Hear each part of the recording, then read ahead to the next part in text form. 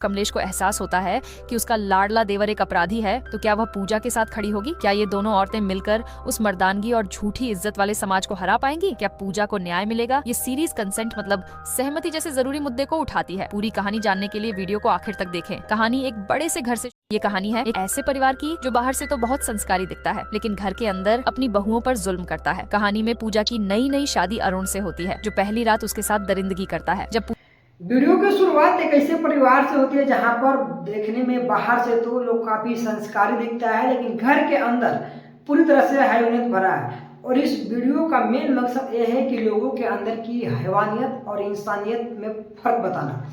सबसे बड़ी बात तो यह है कि चिरैया मूवी के बंधन में बंध जाते हैं, लेकिन शादी की इस चकाचौंध के बीच एक परेशानी छिपी थी। शादी वाले दिन पूजा की तबीयत बेहद खराब थी। तेज बुखार और बदन दर्द के कारण उसका बुरा हाल था। फेरों के वक्त भी वह दवाइयों के सहारे मुश्किल से खुद को खड़ा रख पा रही थी। शादी की रस्में पूरी होने के बाद आती है वो रात जिसे हर नई नवेली दुल्हन अपनी जिंदगी की सबसे खूबसूरत रात मानती है, सुहाग रात। अरुण कमरे में आता है और कुछ इधर उधर की औपचारिक बातों के बाद वह पूजा के करीब आने लगता है। पूजा जो दर्द और बुखार से टूट रही थी, बहुत ही स्पष्ट शब्दों में अरुण से कहती है कि मेरी तबीयत बहुत ज्यादा खराब है, मुझे तेज बुखार है और पूरा शरीर दर्द से टूट रहा है। प्लीज आज हम कुछ भी नहीं करेंगे। लेकिन अरुण पर जैसे हवस और पति होने के गुरूर का भूत सवार था। उसने पूजा की एक न सुनी। पूजा के लगातार मिन्नतें करने, रोने और मना करने के बावजूद अरुण ने अपनी मर्दानगी के अंधे नशे में उसके साथ जबरदस्ती की। नई दुल्हन के वो सुनहरे सपने उसी बिस्तर पर बुरी तरह कुचल दिए गए। सुबह की किरणें कमरे में आईं, लेकिन पूजा की दुनिया में हमेशा के लिए अंधेरा छा चुका था। वह दर्द और सदमे से कराहते हुए बस रोए जा रही थी। अरुण उसे चुप कराने की कोशिश करता है, मानो कोई बहुत मामूली बात हुई हो। वह बड़े हक से कहता है कि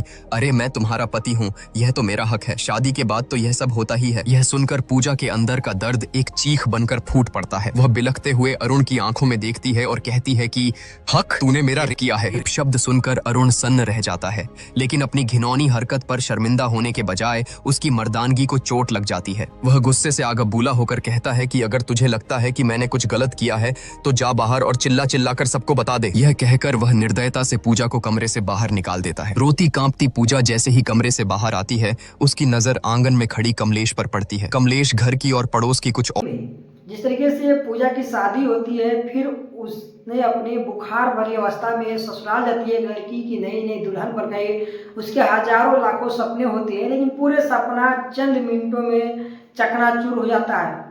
वो क्यों? जब आप लोग पूरे वीडियो को देखिएगा तो आप लोग को समझ आएगा। आप लोग वीडियो का अंत तक देखिएगा, फिर आप लोगों को मजा आएगा और ऐसा लगेगा कि इस वीडियो के एक एक पॉइंट में कुछ नया देखने को मिला है। तो चलिए उससे पहले नमस्कार, मैं हूं श्यामजी कुमार, आप सब एक नेक्स्ट पूज न्यूज। देखिए दोस्तों, दरअसल ये चिरैया वेब सीरीज अभी हाल ही में आया हुआ है, जिसको कुछ इस तरह से भावनात्मक इसमें रोल दिखाया गया है। कुछ ऐसे रोल है देखने के बाद आपके दिल से हम जाएंगे और एक कमजोर दिल वालों के लिए बिल्कुल नहीं है। देखिए, पूजा नाम की लड़की होती है जिसकी मर्जी से शादी होती है, ऑरेंज मैरिज।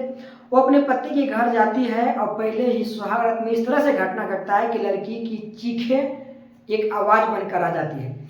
और ये वीडियो एक सहमति जैसे मुद्दों को भी दर्शाता है चिरैया वेब सीरीज की। एक दूसरे की सहमति कितना जरूरी है हमारे शारीरिक संबंध के लिए। और इस वीडियो में दर्द इस तरह से है कि लोगों को क्या कुछ करना पड़ता है।